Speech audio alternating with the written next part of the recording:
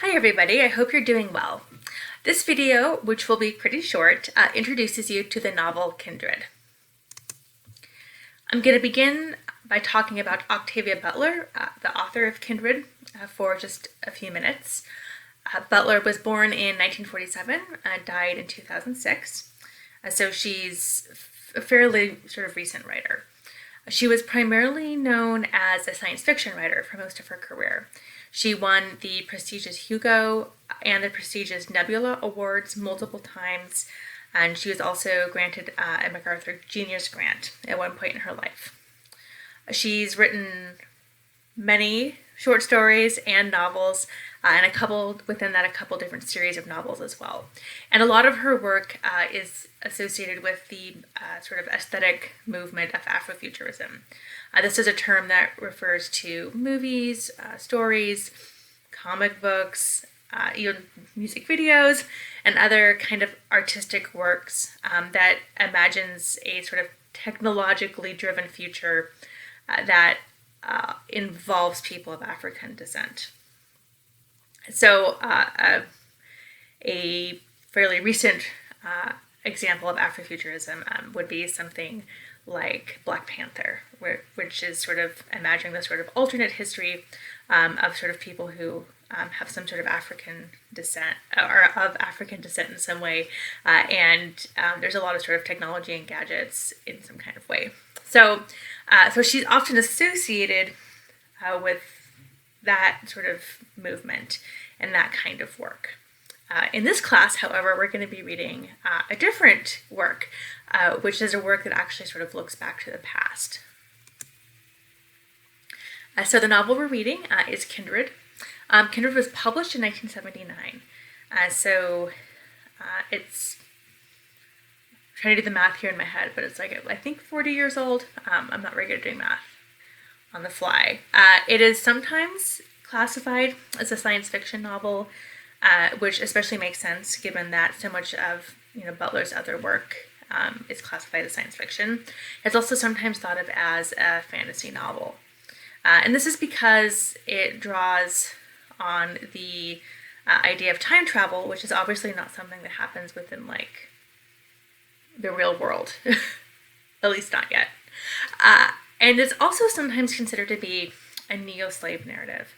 So if in your other classes, either in high school and college, you've run across works like the personal narrative of Frederick Douglass or the narrative of Harriet Jacobs, those are both examples of narratives that were authored by actual slaves in America. So this is sometimes thought of as a sort of remaking or a sort of fictional recasting of a slave narrative in that tradition of Frederick Douglass and Harriet Jacobs and other escaped slaves. The novel itself was written, at least in part, in a response to a friend who told Butler that he felt ashamed of the ancestors he had who had accepted their status as slaves instead of running away or fighting. So sometimes I think this is sort of a useful framework to approach the novel, thinking about it as sort of a response to those feelings and also a response to a certain sort of understanding of slavery and certain sort of stereotypes that are sometimes associated with slaves in the pre-Civil War American South. Also, just a warning, for all of you, this novel does have some graphic scenes, specifically some very sort of graphic descriptions of violence and also attempted rape. So just be aware that that's in there. I don't want anyone to be sort of caught by surprise by that. And then finally, I have some questions to keep in mind as you sort of get started reading the novel. And these are questions that we'll be coming back to in our discussions over the next couple weeks.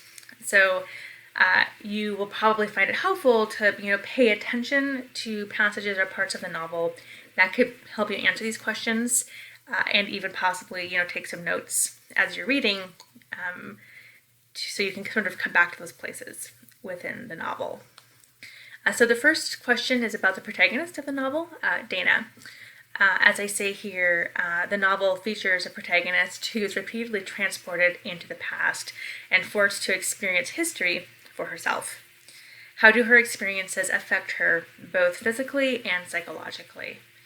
And so I want you to be paying attention to the sort of effects of these events on Dana, both on her sort of mind, but also on her body. And the reason I want you to be paying attention to this is that one of sort of the points that the novel makes is that it's very different to sort of intellectually think about events that have happened in the past, but it's another thing to actually sort of physically have them actually like affect you, your body, and your mind. So pay attention to those sort of moments in the novel as you're reading. The second question has to do with the impact of these experiences on Dana. So I ask, how do Dana's experiences change her understanding of life in antebellum America? So in other words, I'm asking you to pay attention to, first of all, how Dana initially thinks about this time in American history, and then how her understanding of the time in American history changes over the course of the novel. My third question has to do with Dana's husband. As I say here, at one point, Dana's husband, Kevin, is also transported into the past. What are his initial impressions of life on the Wayland plantation, and why are they different than Dana's impressions? So I won't spoil too much for you, but there's a point when they're both in the past, in sort of this, period in which, people owned slaves in America, and they have different experiences and different reactions to this experience. So I want you to pay attention to that and be trying to notice those different reactions. And then also what causes that difference in those initial reactions. The fourth question has to do with Rufus, who is another important character in this novel. The question says, one of the central characters of the novel is Rufus Wayland, the son of a plantation owner. How is he initially presented? How does he change over the course of the novel? How does his relationship with Dana change? So again, I want you to pay attention to how he's initially presented, how he's sort of initially characterized, how that character changes, and then related to that question of how he changes, how does those changes, how are they manifest in his relationship with Dana? And then the final question has to do with this moment that I talked about a few minutes ago in the last slide. It's related to the inspiration, or at least one of the inspirations for this novel, which is Butler's conversation with a friend who felt sort of ashamed for how his ancestors behaved. So this question asks, first of all, how does Butler portray slavery in Kindred? So how does she, through her characters and through her narration and imagery and word choice and all these things we've been talking about, how do those work together to present this institution of slavery and the impact of slavery on people's lives? And then even more specifically, why don't slaves run away? At least the slaves that she encounters on the Wayland plantation. Okay, so I think that's enough for now. Feel free to send me an email or post to the discussion board if you have any questions. Otherwise, I will look forward to seeing what you guys have to say in discussions.